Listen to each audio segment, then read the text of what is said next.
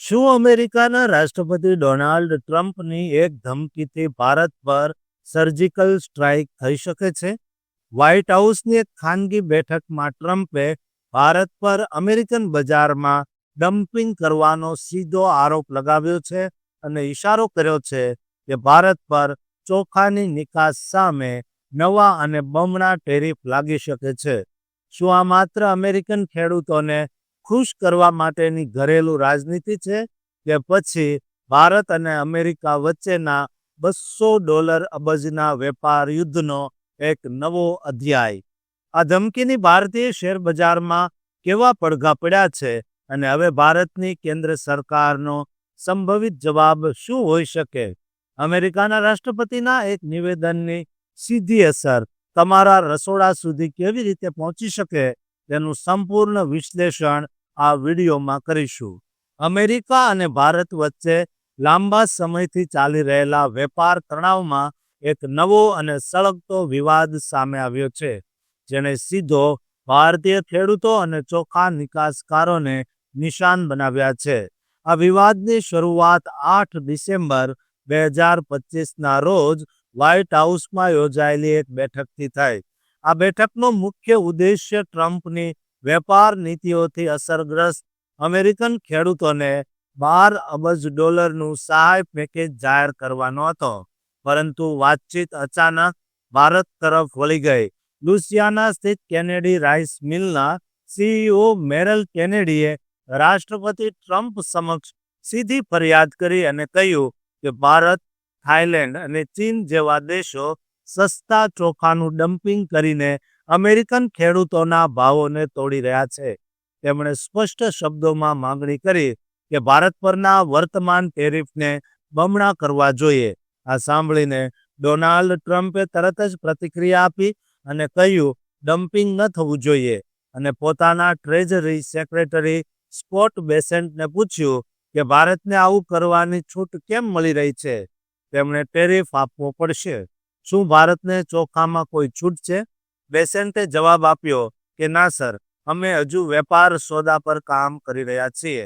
ટ્રમ્પનું આ તાત્કાલિક અને આક્રમક વલણ દર્શાવે છે કે આ માત્ર વેપારનો નહીં પણ ઘરેલું રાજનીતિનો પણ મુદ્દો છે, કારણ કે અમેરિકાના ચોખા ઉત્પાદક રાજ્યોમાં આગામી ચૂંટણીઓનું ગણિત પણ મહત્વનું છે. હવે વાત કરીએ આ આરોપની ગંભીરતાની.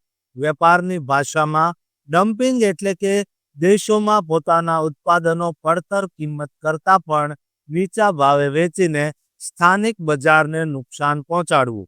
અમેરિકન ખેડૂતોના મતે ભારતીય બાસમતી સહિતના ચોખાના સસ્તા ભાવના કારણે તેમના પાકના ભાવોમાં 20થી 30% ઘટાડો થયો છે. આ ધમકીની તાત્કાલિક અસર ભારતીય શેર બજારમાં જોવા મળી, જ્યાં એલટી ફૂડ્સ અને કેઆરબીએલ જેવી મુખ્ય ચોખા નિકાસ કરતી કંપનીઓના શેરના ભાવ 8% સુધી તૂટી ગયા. ભારતની અમેરિકા પ્રત્યેની ચોખા નિકાસ ભલે વાર્ષિક $500 મિલિયન ની આસપાસ હોય, જે ભારતની કુલ નિકાસના માત્ર 0.5% જેટલો જ નાનો હિસ્સો છે, પરંતુ કૃષિ ક્ષેત્ર અને બાસમતી ચોખાના ખેડૂતો માટે તે ખૂબ જ મહત્વપૂર્ણ છે. જો ટ્રમ્પ તેમની ધમકીને અમલમાં મૂકે અને ચોખા પર 25%થી 50% સુધીના નવા ટેરિફ લગાવે, તો ભારતીય નિવાસીઓને મોટું નુકસાન થઈ શકે છે અને તેમને વૈકલ્પિક બજારો શોધવાની ફરજ પડશે. આ ઘટના વેપાર તણાવના લાંબા ઇતિહાસની પૃષ્ઠભૂમિમાં આવી છે. ટ્રમ્પના બીજા કાર્યકાળમાં અમેરિકા ફર્સ્ટની નીતિ હેઠળ વેપાર ખાદ્ય ઘટાડવા માટે ભારત પર પહેલાથી જ 26થી 50% સુધીના ઊંચા ટેરિફ લાગેલા છે, ખાસ કરીને રશિયન ક્રૂડ ઓઇલની ખરીદીને કારણે. આ બધા વચ્ચે ચોખાનો આ નવો વિવાદ વેપાર વાટાઘાટોને વધુ જટિલ બનાવી શકે છે, જે અગાઉની જ અટકેલી છે. જોકે ભારતીય વેપાર મંત્રાલયનો દૃષ્ટિકોણ સ્પષ્ટ છે. તેમના મતે ભારતની નિકાસ WTO વર્લ્ડ ટ્રેડ ઓર્ગેનાઇઝેશનના નિયમો અનુસાર જ છે અને ડમ્પિંગના આરોપોમાં તથ્યોનો અભાવ છે. અજય શ્રીવાસ્તવનું કહેવું છે, આ ધમકી વેપારના તર્ક કરતાં રાજકીય દબાણ વધુ છે, કારણ કે અમેરિકા વ્યૂહાત્મક રીતે ભારતને ચીન વિરુદ્ધ પોતાના સાથી તરીકે રાખવા માંગે છે. તેથી બહુ ઓછા ચાન્સ છે કે આ વિવાદ મોટી વેપાર યુદ્ધમાં ફેરવાશે, પરંતુ વાતચીત દ્વારા જ ઉકેલ લાવવો જરૂરી છે. ભારતીય અધિકારીઓ કહે છે કે તેઓ તર્કસંગત ઉકેલ શોધવા માટે પ્રયાસ કરી રહ્યા છે અને આગામી દિવસોમાં અમેરિકન વેપાર ટીમના પ્રવાસ દરમિયાન આ મુદ્દા પર ગહન ચર્ચા થઈ શકે છે.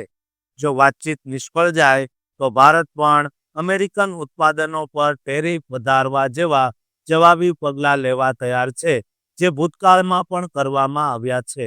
અંતે આ વિવાદ એ દર્શાવે છે કે બે દેશો વચ્ચેના વેપાર સંબંધો રાજનીતિ, અર્થશાસ્ત્ર અને ખેડૂતોના હિતોના સંકુલ મિશ્રણથી બનેલા હોય છે અને સંતુલન જાળવવું એ સમયની માંગ છે.